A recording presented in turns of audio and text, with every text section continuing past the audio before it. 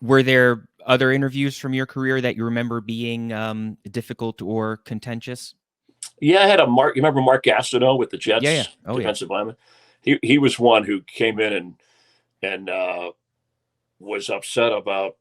I don't know if it was his personal life or what was going on, but he um, went off into some thing about his therapy in his life, and then he got a little angry with me about some things. We were in a I think it was a commercial break, and he said, "Hey, I had some dental work done as a favor, and I want to thank these people if I can when I come back." And I said, "Well, we really don't do that kind of thing." And so we came back, and he did it. He took his, or, oh no, right before we came back, he took the dental like framework of the teeth and dropped it in my coffee cup right before we came back. And I was like, "Oh, okay, well." And then I said, you need them to talk." And it was, and then he said something like, he did that. He goes, "You don't like me, do you?" And I said, "Well, no, it's not that I don't like you. I'm just trying to conduct an interview here." And he said Bridget. He was dating Bridget Nielsen, right, or Bridget Nielsen, the Yeah. actress, right?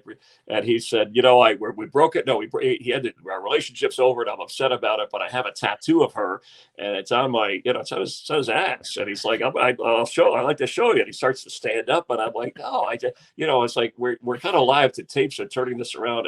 And then he went into this whole, and I felt sorry for him in a way. I don't know if he was on medication, but he had this whole thing about, hey, when I was a kid, and my dad, I left my bicycle in the driveway, and my dad backed up over it, and he blamed me for it, and I never got over it, and so then I felt like meanwhile I'm trying to get back to football, and Right. I'm not a therapist.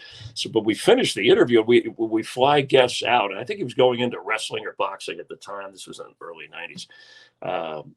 He we fly guests out. We put him up in a hotel room nearby, near the studios in Hollywood here.